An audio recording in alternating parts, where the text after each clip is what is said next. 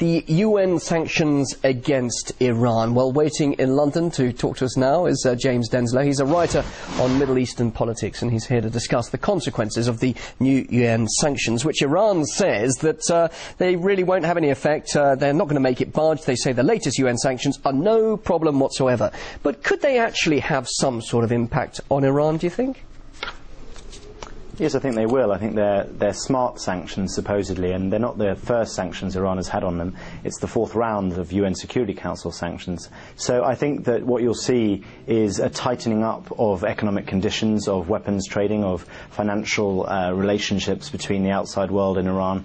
And what will be really interesting, what the key test, I think, to these sanctions is the effect it will have upon the Republican Guard, which is the sort of the elite Praetorian stroke military-industrial complex that control so much of the economy. But some are saying these sanctions really won't go far enough. You've really got to hit the economy even further and, in fact, even hit the people. And you mentioned that interesting phrase, smart sanctions. Russia wanted these so-called smart sanctions to ensure that the Iranian people don't actually suffer. But to pursue that sort of policy where those sanctions don't have that sort of impact, would they really have any effect, do you think? Is it realistic that they could, in fact, have an impact on the government, even if it has no impact on the people? Well, it's a very important question, and I think we've seen the tragedy of what happens when sanctions aren't smart, and what happened in Iraq after the 1990-1991 war was a good example of how about a blanket sanctions really did destroy society in that country, leading to massive rates of infant mortality and huge numbers of deaths. That clearly wasn't smart sanctions at all, and Saddam remained in power.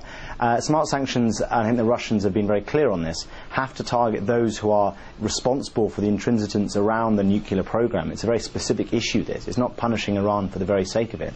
Iran has clearly not delivered enough evidence that it is complying with the NPT to the UN Security Council, and the Americans' great diplomatic kind of achievement of the Obama administration has been to bring the Russians and Chinese on board into this process. But of course they're both right to say they don't want sanctions to affect the normal Iranian on the street, but they're rather repressive government. Where America did fail, of course, is Turkey and Brazil. Those are the two countries that the only two countries that voted against the new sanctions. But looking at their position, could there perhaps not have been a solution where they, Turkey and Brazil, could have brokered a deal with Tehran without anything to do with the UN sanctions and UN role in all of this? Well, there could have been, but there wasn't, and I think that's more of a reflection of the fact that the Iranians were sort of seen to be playing a game with the international community led by the US, and that they weren't complying at the right time and were trying to do things in their own way to get out of something, essentially.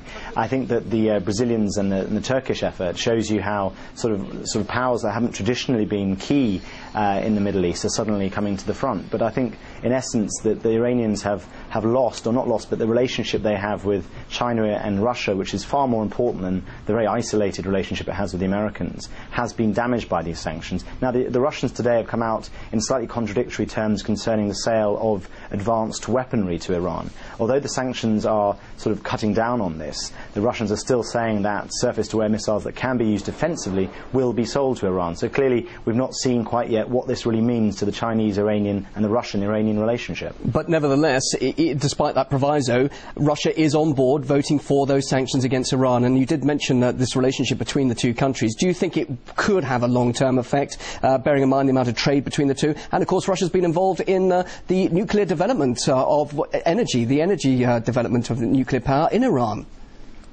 Yes, exactly. But you must remember, and it's a really critically important aspect, to always look, when you're looking at Russian-Iranian relations, to look at US-Russian relations. Now, clearly, what the Americans have done to bring the Russians in on this deal is offer them a huge number of incentives in the form of the various cooperation and security arrangements that they're coming to, and Medvedev and Obama have clearly signalled those in recent months. So the Russians, I think, are trading two relationships off against each other. They see at this time, unlike the Bush administration, that they can benefit from the Obama administration, and the price of that benefit is, of course, to have a slightly more fraught relationship with the Iranians. They've offered the Iranians a way out, but it just seems that the current government in Tehran is not taking that particular option. Can we look at the wider region now? Lebanon said recently at the UN Security Council meeting that Israel is the only Middle Eastern country that has nuclear weapons. Of course, it hasn't officially declared that's the case, but anyway, whatever the position of Israel, it doesn't seem to invoke the same sort of anger from the US and other countries, does it? So how are the Arab nations placed in all of this? How are they reacting at the moment?